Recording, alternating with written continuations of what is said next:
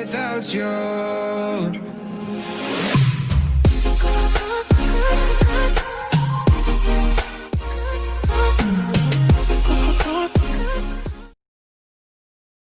Assalamualaikum warahmatullahi wabarakatuh. Perkenalkan, nama saya Khairul Fikri dan rekan saya Maria Natalita.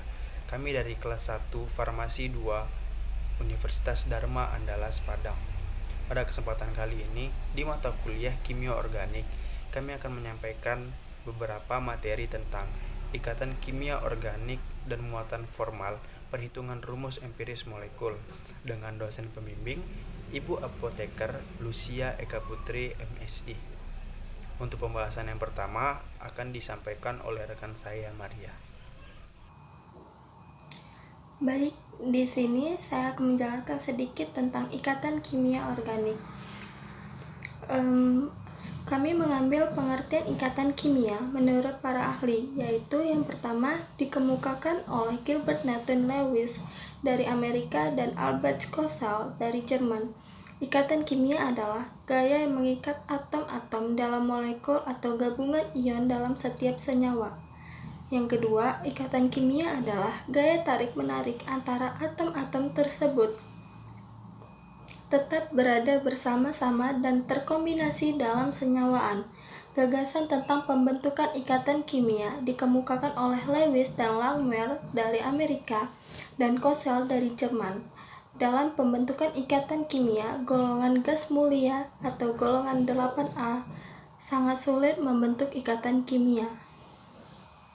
Selanjutnya, seorang para ahli yang bernama Elida pada tahun 1996 menyatakan bahwa berdasarkan gagasan tersebut, kemudian ia kembangkan suatu teori yang dinamakan teori Lewis. Saya akan menjelaskan sedikit tentang teori Lewis.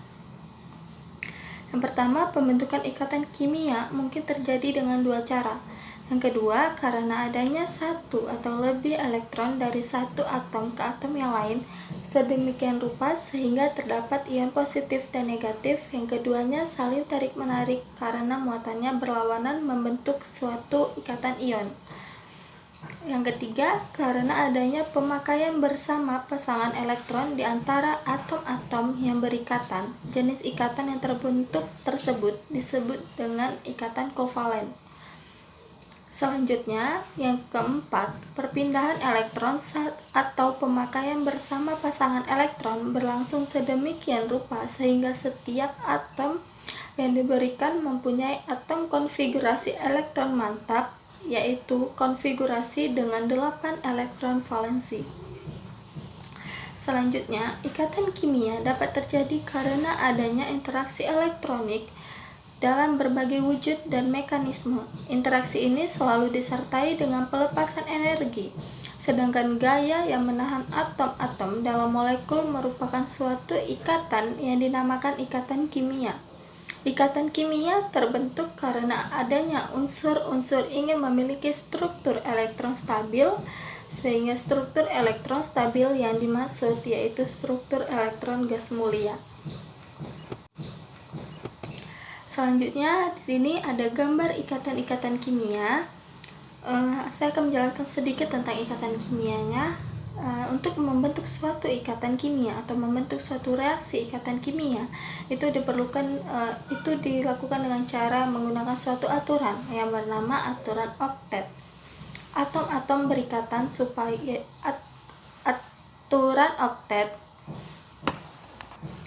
Aturan oktet yaitu atom-atom berikatan supaya kulit terluarnya terisi 8 elektron atau oktet. Nah, untuk ikatan ion, kami mengambil contoh NaCl, Na natrium dan Cl klorida. Kalau ditulis dalam bentuk reaksi kimia, itu dalam bentuk reaksi kimia ikatan ion, NaCl tersebut akan menjadi Na plus Cl menjadi Na positif, Cl negatif, yaitu natrium positif dan klorida negatif. Kenapa kok natrium positif dan klorida itu negatif? Kenapa enggak klorida positif dan natrium negatif? Itu karena ketika adanya pertukaran elektron, natrium suatu atom natrium pasti akan selalu berubah menjadi bermuatan positif, sehingga sedangkan atom klorida itu akan berubah menjadi atom yang bermuatan negatif. Begitu juga untuk ikatan kovalen, kami mengambil contoh HCl. Kalau ditulis dalam bentuk reaksi kimia ikatan kovalen, HCl dapat ditulis dengan H plus Cl menjadi HCl. Biasanya kalau ditulis dalam rumus kimia itu H strip Cl. Itu sedikit penjelasan atau keterangan tentang gambar ikatan kimia yang kami tampilkan tadi. Selanjutnya saya akan menjelaskan jenis-jenis ikatan kimia.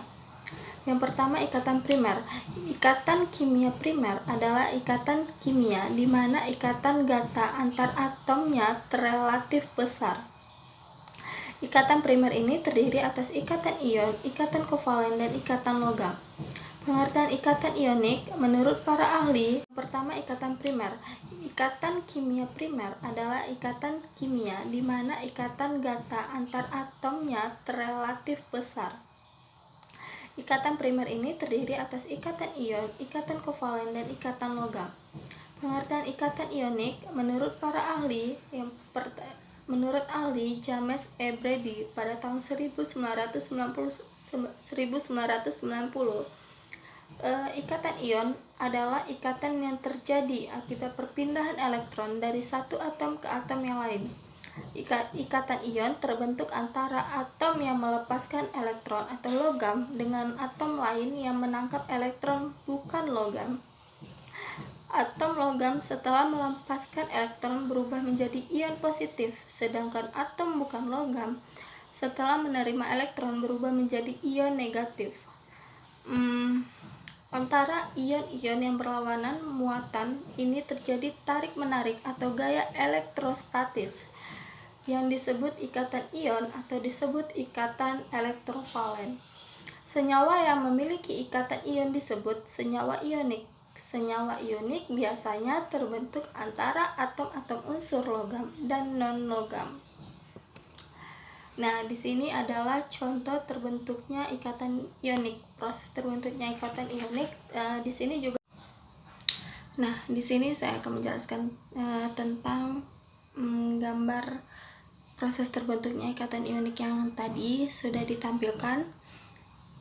Pada ikatan ionik tersebut terjadi adanya transferan elektron dari satu atom ke atom yang lain.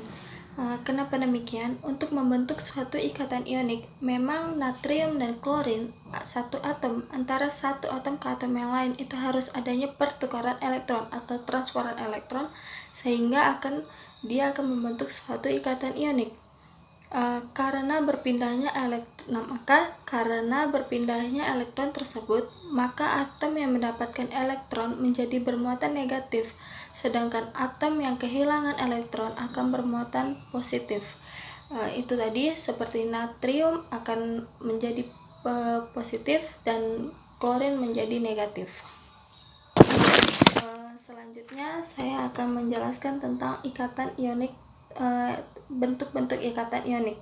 Ikatan ionik terbentuk antara yang pertama ion positif dengan ion negatif, yang kedua atom-atom berenergi potensial atau ionisasi kecil dengan atom-atom berafinitas elektron besar atau atom-atom unsur golongan 1A, 2A dengan atom-atom unsur golongan 6A dan 7A.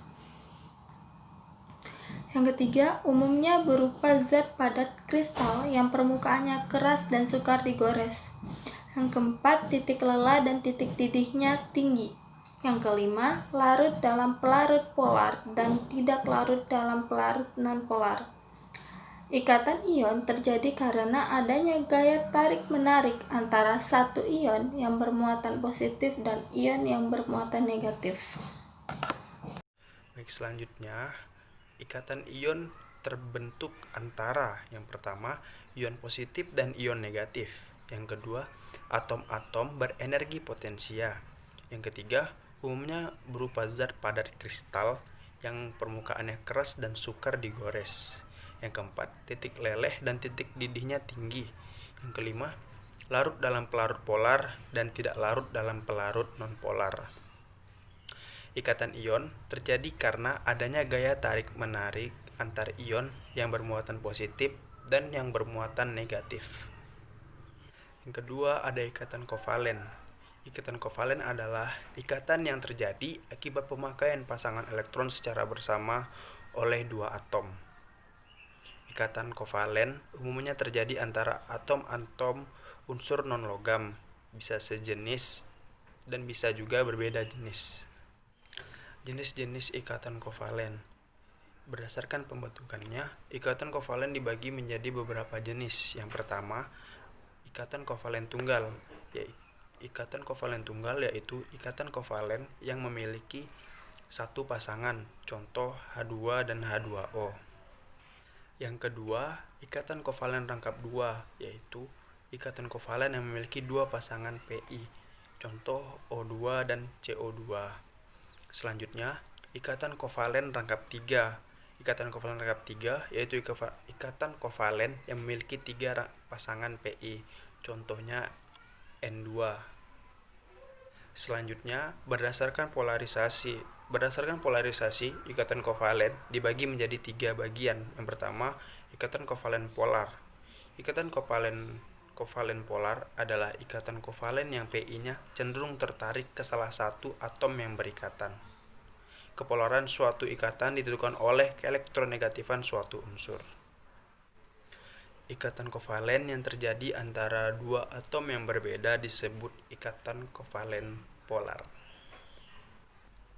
Ikatan kovalen polar juga dapat terjadi antara dua atom yang sama, tetapi memiliki keelektronegatifannya yang berbeda. Selanjutnya, ada ikatan kovalen nonpolar. Ikatan kovalen nonpolar yaitu ikatan kovalen yang Pi-nya tertarik sama kuat ke arah atom yang berikatan. Senyawa kovalen nonpolar terbentuk antara atom-atom unsur yang mempunyai beda keelektronegatifan 0 atau mempunyai bentuk molekul simetri. Yang ketiga, ikatan kovalen karbon. Ikatan kovalen karbon ialah ikatan kovalen antara dua atom karbon. Bentuk yang paling umum adalah ikatan kovalen. Ikatan yang terdiri dari dua elektron. Karbon memiliki karakteristik di antara seluruh elemen dalam membentuk ikatan panjang atomnya sendiri. Baik, selanjutnya yaitu muatan formal senyawa organik. Muatan formal atau disebut juga dengan muatan resmi adalah suatu perhitungan yang dapat digunakan pada struktur Lewis untuk menentukan muatan dari atom-atom yang membentuk suatu ikatan ionik maupun ikatan kovalen. Muatan formal merupakan jumlah elektron valensi dalam atom, bebasnya dikurangi dengan jumlah elektron yang dimiliki oleh atom tersebut dalam struktur Lewisnya. Muatan formal dapat digunakan dalam menentukan struktur stabil dari suatu ikatan. Bila ada beberapa kemungkinan struktur Lewis yang dapat dibuat, maka struktur dengan muatan formal terkecil dan paling stabil yang dipilih. Yang terakhir, ada pirolisis senyawa sebagai cara penetapan empiris. Pirolisis adalah dekomposisi termokimia bahan organik melalui proses pemanasan tanpa atau sedikit oksigen atau reaksi kimia lainnya, di mana material mentah akan mengalami pemecahan struktur kimia menjadi fase gas. Pirolisis adalah suatu kasus khusus termolisis. Pirolisis ekstrim yang hanya meninggalkan karbon sebagai residu disebut karbonisasi. Pirolisis biasanya merupakan reaksi kimia pertama yang terjadi dalam terbakarnya banyak bahan bakar organik padat seperti kayu, kain, kertas, dan juga beberapa jenis plastik. Dalam api pembakaran kayu, api terlihat bukan karena pembakaran kayu itu sendiri, melainkan dari gas yang dilepaskan oleh proses pirolisis tersebut. Dengan demikian, pirolisis sejumlah material umum seperti kayu, plastik, dan pakaian sangat penting bagi keselamatan kebakaran dan pemadaman kebakaran. Nah, hanya ini yang dapat saya dan rekan saya sampaikan. Lebih dan kurang saya mohon maaf.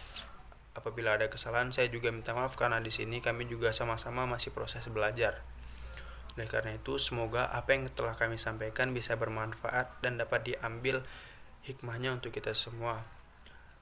Hanya itu yang dapat saya sampaikan. Wabillahi taufiq wal hidayah. Assalamualaikum warahmatullahi wabarakatuh.